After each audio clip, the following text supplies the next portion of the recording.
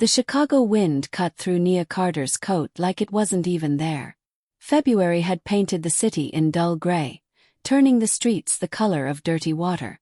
Her marketing assistant badge still hung from her neck, a reminder that she had just finished her 55th work hour for the week. She should have been proud. She had nailed her presentation, and the client email had praised her strategy. But Nia felt empty. All she wanted was her small couch, silence, and a few hours where the world didn't ask anything of her.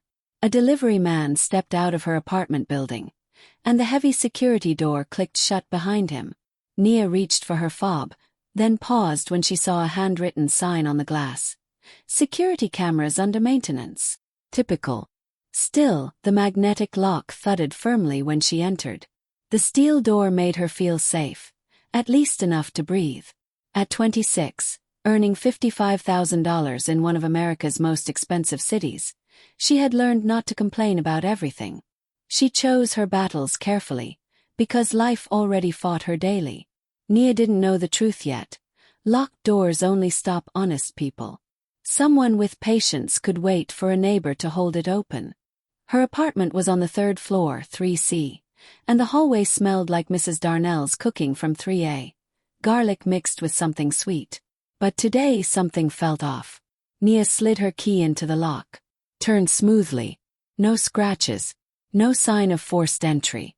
The door swung open with a squeak, and she stepped inside expecting peace. Instead, her body froze. It was that strange feeling, like the air had been disturbed, like someone else had been in her private world. Her TV still sat on the IKEA stand. Her laptop was still on the kitchen counter. Nothing looked stolen. Yet everything felt wrong. Nia set her purse down slowly and reached for her phone without thinking. Her eyes landed on the photo shelf. Pictures of her friends were angled slightly different than before, like someone had touched them, studied them, then put them back without caring where they belonged. She moved toward the kitchen, and that was when the smell hit her. Tomato sauce. Rich, seasoned, homemade. Nia didn't cook like that. Her fridge was normally sad. Half-rotten vegetables, milk close to death, and takeout sauces stacked like trophies. That was her reality after long weeks of survival work. Her heart hammered. Someone had been in her apartment, using her kitchen like it belonged to them. Her mind screamed, "Call 911." But another voice whispered louder, the voice trained into her since childhood. "Don't overreact. Don't embarrass yourself. Maybe it's just the neighbors," she murmured, forcing calm. "Maybe the smell is coming through the vents." Her logic sounded weak even to her. Then her phone buzzed, and she jumped like she'd been shocked. A text message popped up. "Mom, stopped by to check on my girl. Left you food. Your fridge was too empty." Nia's vision blurred. Her throat tightened. The next message came fast. "Used my spare key. Hope you don't mind. Love you." Nia stared at the screen like it was poison. Her mother had been inside. Again. The memory hit her like a wave. Moving day 2 years ago. Nia had been excited, proud, and nervous. Her first apartment. Real independence after college and 2 years of saving while living at home. Her mother, Nia Carter, had helped carry boxes upstairs. She had admired the space even though it was small and the bathroom tiles were cracked. She had hugged Nia tight and said, "I'm proud of you." Then she had paused at the door and said, "Honey, can I keep a spare key? For emergencies only." Elaine had sounded so reasonable, so loving. What if you lock yourself out? What if there's a fire? What if you get sick and I need to bring you soup? Nia had hesitated. Something deep in her stomach had twisted like a warning bell. But how could she say no? How could she reject her own mother without sounding ungrateful? So Nia had smiled, handed the key over, and convinced herself it was normal. She told herself Elaine was just protective. She told herself control was love. Now she stood in her kitchen feeling stupid. Her hands shook as she pressed call. It rang 3 times before her mother answered. "Nia, I was just thinking about you," Elaine said brightly. "Did you see my message? I made chicken casserole. You looked so thin last time I saw you." "Mom." Nia's voice came out sharp. You can't just come into my apartment whenever you want. Silence. Then Elaine spoke softer. I was helping. You didn't ask. I'm your mother, Elaine snapped. Since when do I need permission to make sure my daughter eats? I'm 26, Nia said, forcing her voice steady. I can take care of myself. Can you? Elaine's tone shifted into judgment. Because your fridge looked like a disaster. Half-empty shelves. Expired milk. Stop. Nia's words sliced the air. You went through my refrigerator. I was making room for the casserole, Elaine defended. You act like I'm some stranger. Nia gripped the counter so hard her knuckles whitened. I need that key back. Another silence. Then Elaine's voice came thick with tears. You're taking away my key. Locking your own mother out like I'm a criminal. Mom, no. Elaine cut in, crying louder. After everything I've done for you. After college. After sacrifices. Is this how you repay me? Guilt burned through Nia like hot oil. This was the dance. Nia set a boundary, and her mother punished her with emotion. But for once, Nia stayed firm. You're welcome here, she said. But you need to call first. You need to ask. You don't get to walk in like you own me. Fine. Elaine's voice turned cold. I'll bring your precious key tomorrow after work. Will that make you happy? Yes, Nia whispered. Thank you. The line went dead without a goodbye. Nia stared at her fridge where the warm casserole sat. It felt like an insult dressed up as love. The next evening, Elaine met her in the lobby, dressed perfect as always. Pressed pants, soft sweater, pearls. Her eyes were red like she wanted Nia to notice. Elaine pressed the key into Nia's palm and let her fingers linger. I hope you know how much you're hurting me. I'm sorry, Nia said quietly. But I need this boundary. Elaine scoffed. Boundaries. Your generation calls ingratitude a new name. Elaine walked away, heels clicking like angry punctuation. Nia stood there with the cold metal in her palm and felt a brief victory. She had taken control. She thought the war was over. She was wrong. 3 days passed quietly, and Nia began to relax. Then on Friday evening, she sat at her desk organizing a drawer, planning to attach the returned key to her spare key ring. She held her old key beside the one Elaine returned. Her stomach dropped. The returned key was shiny and new. Her original had been worn and dull. Nia grabbed the spare key she kept in the junk drawer for emergencies. She laid all three on the table. Her main key, her emergency spare, and the returned one. The math didn't work. Elaine had not returned the original key. She had returned a copy, which meant she still had the real spare key, the one that gave her access. Nia's hands trembled. This wasn't forgetfulness. This was planned. Elaine had performed obedience while secretly staying in control. Nia suddenly felt sick, like she had been tricked by someone who knew exactly where her trust lived. She didn't argue. She didn't overthink. She opened Google and searched 24-hour locksmith. 90 minutes later, a tired-looking technician arrived. He inspected the lock and asked casually, "Someone you know got a key?" "My mother," Nia said bitterly. The man didn't even look surprised. "That's like 70% of my emergency calls. Parents, exes, roommates. People think a key means love. Doesn't. It's just metal." If Nia wasn't furious, she would have laughed. The bill came to $250. New deadbolt. New doorknob lock. 2 keys. Nia stared at the invoice like it was an attack. That money was groceries for 2 weeks. That was her weekend plans gone. That was her small financial cushion burned into ash. But when she locked the door that night, she felt something she hadn't felt in a while. Relief. Elaine couldn't walk in anymore. The locks were hers.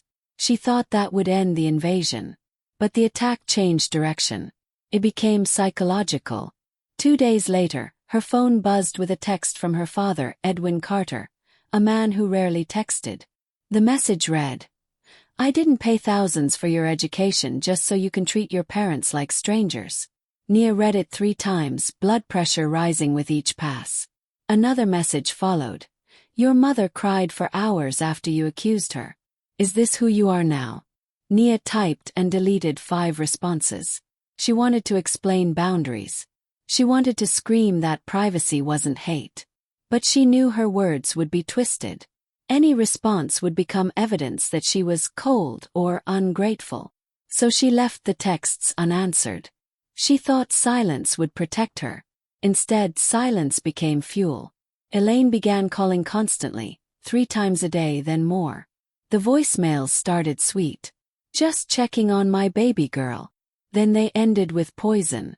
I guess family doesn't matter to you anymore. Edwin began emailing Nia's work account, pretending to be polite. Hope work is going well. Your mother says you've been stressed. We're here if you want to talk about what's really going on. Nia hated that line. What's really going on? As if her boundary was a sickness they could diagnose and cure. Her phone became a weapon. It rang during meetings, lunch breaks, and quiet mornings when she tried to breathe. She started letting everything go to voicemail. She stopped opening texts immediately, but the notifications still stacked up like unpaid bills. Her best friend Kira noticed first. They were having coffee on a rare free afternoon when Kira grabbed Nia's phone. Girl, you have 47 unread messages. Nia sighed. I know.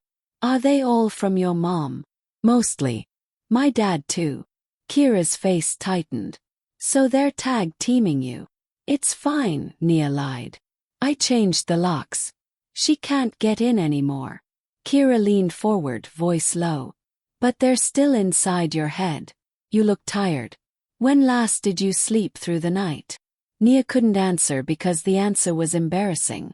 Not once in weeks. The lock on her door stopped physical intrusion, but it didn't stop emotional invasion. Then Elaine escalated again. She stopped calling only and started showing up at the building. She didn't go upstairs. She simply waited in the lobby like a trap.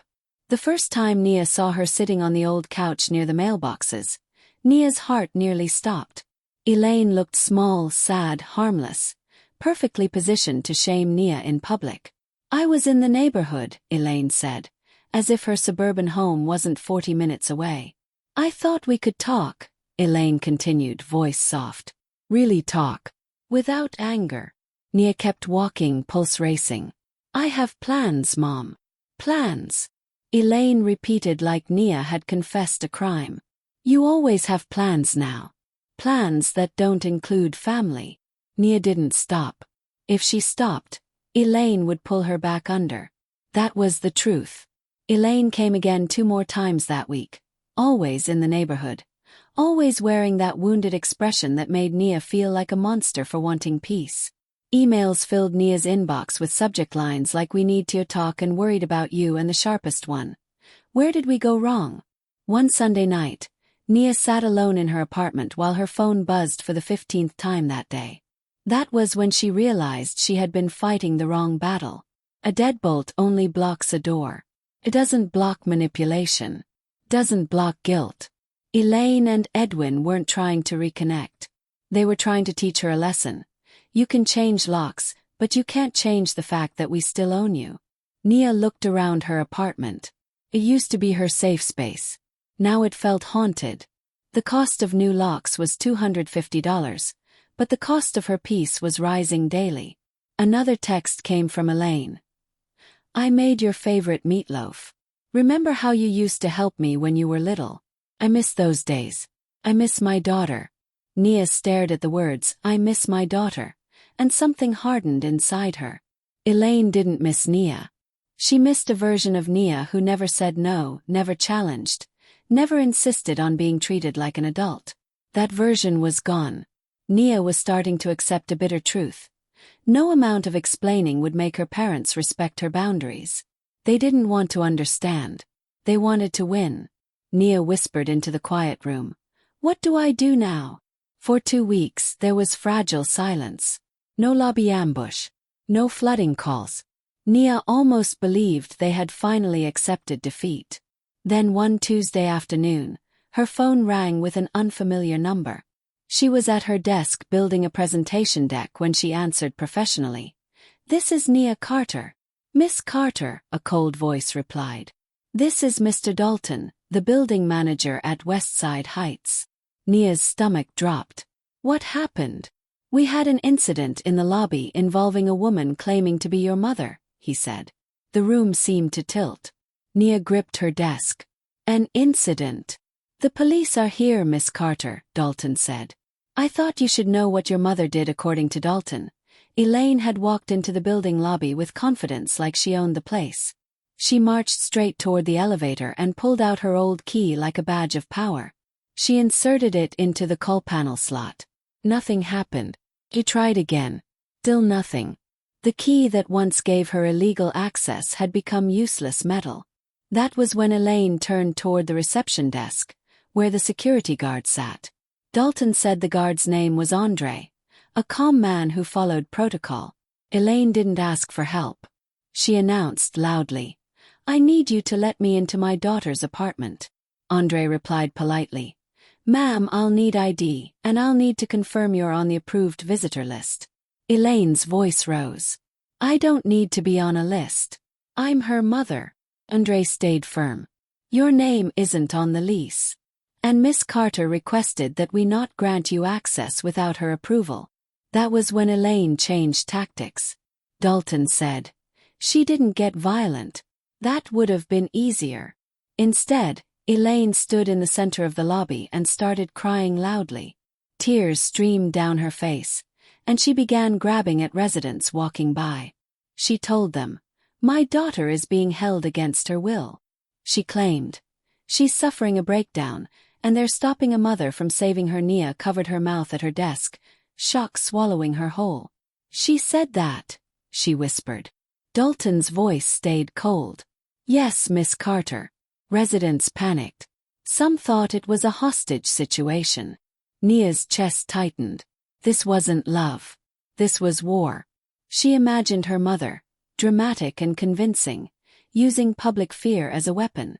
Elaine had always been good at playing the victim. She could cry on command, twist truth, rewrite reality. Dalton continued. "Andre asked her to leave. She refused. She kept yelling that we were abusing you." Did she give my apartment number?" Nia asked in panic. "She did," Dalton replied. "She shouted it repeatedly. 3C. She told strangers exactly where you live." Nia felt like she couldn't breathe. Her mother had exposed her safety to prove a point. That was the deepest betrayal. Dalton added. "A resident called 911.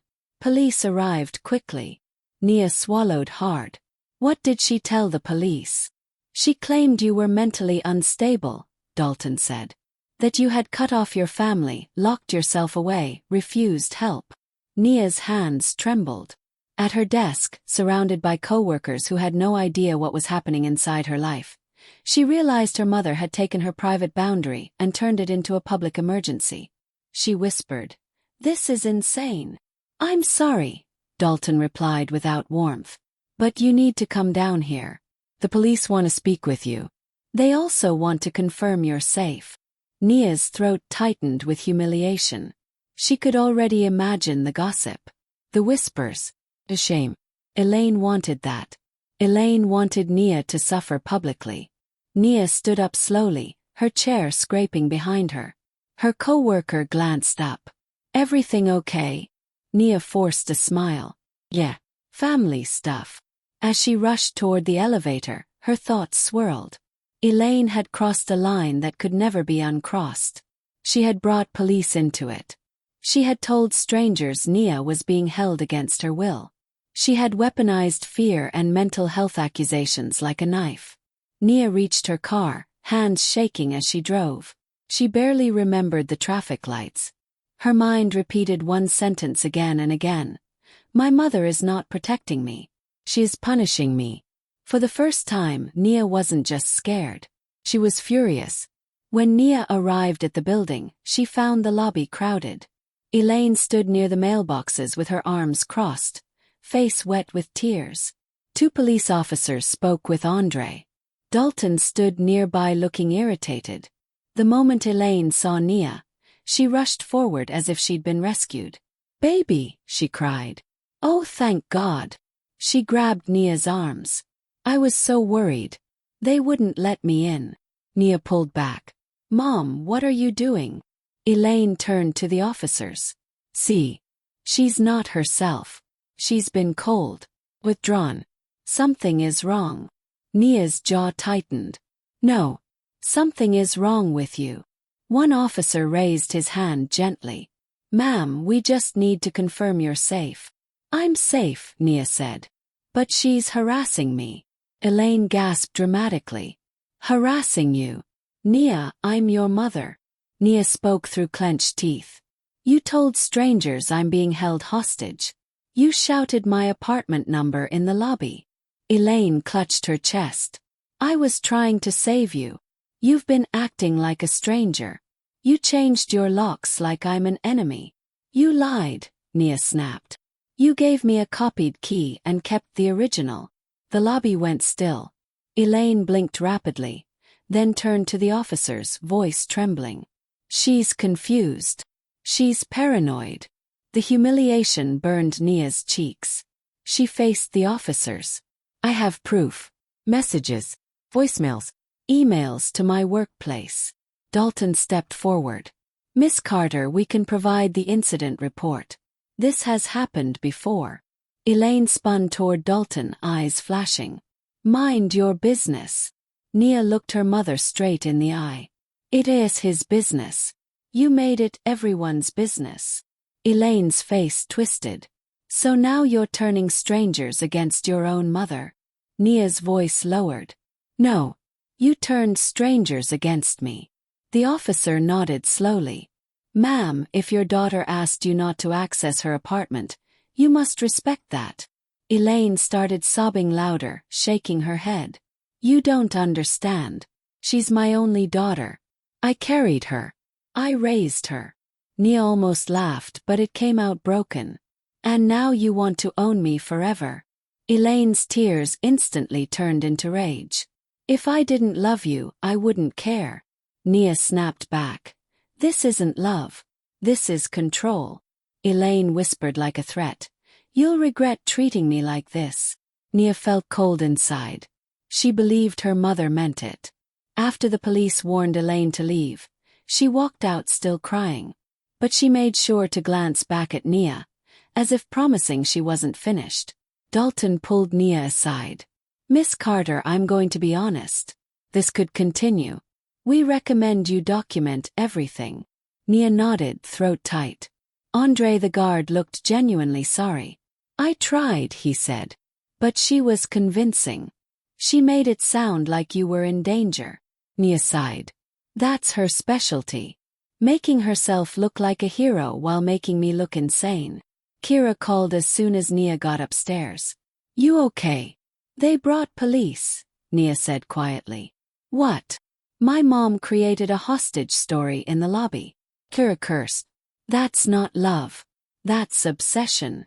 Nia stared at her door, new locks shining under the hallway light.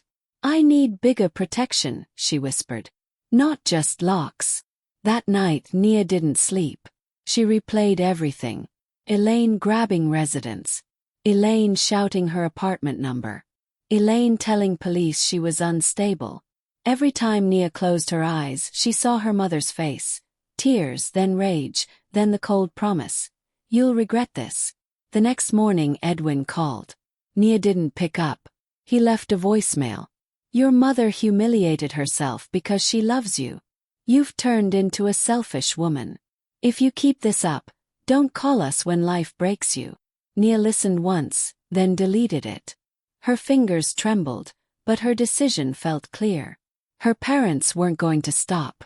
They didn't know how. They believed entitlement was love, and guilt was parenting. She needed help from someone outside their emotional cage.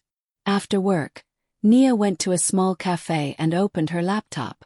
She typed, "How to stop family harassment legally." What she saw made her chest tighten. Words like restraining order, no contact order, harassment report. She never imagined those words would apply to her own mother. But she also never imagined her mother would call police to punish her boundary. Nia saved screenshots of every voicemail and text. She created a folder titled Evidence. Then she called Kira. "Kira," she said, voice shaking, "I think I need legal help." "You do," Kira replied immediately. "And I'm going with you." Nia exhaled hard. "I'm scared." "You should be," Kira said gently. "But you're not alone." For the first time in weeks, Nia felt like someone was on her side without conditions. That weekend, Nia met with a lawyer named Simone Grant, a sharp woman with calm eyes. Nia sat across the desk, hands clasped. "I know this sounds dramatic," Nia began. Simone raised an eyebrow. "A mother who breaks into your apartment, lies about returning keys and calls police? That's not dramatic. That's harassment." Nia swallowed. "She says she's just helping." Simone leaned forward. "Help doesn't require deception. Help doesn't involve public humiliation. Your mother isn't helping. She's asserting power." Nia's eyes stung. "So what can I do?" Simone nodded. "First, document everything. Second, send a formal cease and desist letter. Third, if she continues, you can file for a protection order." Nia whispered. "Against my mother?" Simone spoke plainly. "Against anyone who refuses to respect your rights." Those words hit Nia like sunlight after a storm on Monday. Simone sent the letter. It wasn't emotional. It wasn't a family argument. It was cold legal truth. Stop contacting Nia. Stop coming to her building. Stop sending messages to her workplace. When Elaine received it, she exploded. She called from blocked numbers. She left voicemails screaming and crying. "You hired a lawyer against me. Against your own mother." Nia didn't answer. She didn't cry. She saved everything. Edwin also sent a message. "You're embarrassing this family." Nia stared at it and finally understood. This was not about love. It was about image. About ownership. About control. She replied only once.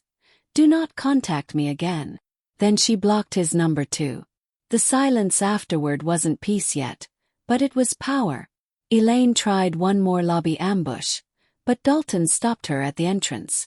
Nia later saw the security footage. Elaine stood outside, furious, pointing at the glass. She yelled at Dalton. She tried to push past Andre. He failed. The building had Nia's legal letter on file now. They were no longer confused. They were prepared. When Nia came home that evening, she held her keys tightly. The hallway smelled like garlic again, normal and safe. She entered her apartment, locked the door, and leaned her forehead against it. "I did it," she whispered to herself. Her phone buzzed once, unknown number. It was Elaine. "You'll regret this." Nia's hands shook, but she typed calmly. "This message is being documented." Then she blocked that number too. She wasn't begging anymore. She was building a wall. Kira visited that night with groceries. "You look like someone who survived a war," she said softly. Nia laughed bitterly. "It feels like one." Kira placed bags on the counter. "You can't starve while fighting." Nia's eyes filled. "She made me feel like I was crazy for wanting privacy." Kira stepped closer. "That's the trick. People who control others always call boundaries disrespect." Nia nodded slowly. "I used to think love meant obedience. And now," Nia said, voice stronger, "love means respect." They ate together in silence for a moment. Then Nia admitted, "I'm scared of what she'll do next." Kira squeezed her hand. "Let her try. This time you're not alone, and you're not unprepared." For the first time, Nia believed it. Weeks passed. The calls reduced. The ambushes stopped. Elaine and Edwin were still angry, but anger couldn't enter a locked system anymore. Nia kept her evidence folder updated, kept her building informed, kept her lawyer on standby. She still worked long hours, still struggled with bills, still lived in a small apartment in a brutal city, but her space began to feel like her own again. One evening, she sat on her second-hand couch and stared at her photo shelf. She adjusted the frames herself, straightening them with intention. Then she smiled faintly and whispered, "This is my home. Not her mother's. Not her father's. Hers." The wind howled outside, but inside, Nia was finally learning the most important skill of adulthood: how to protect her peace without apologizing for it.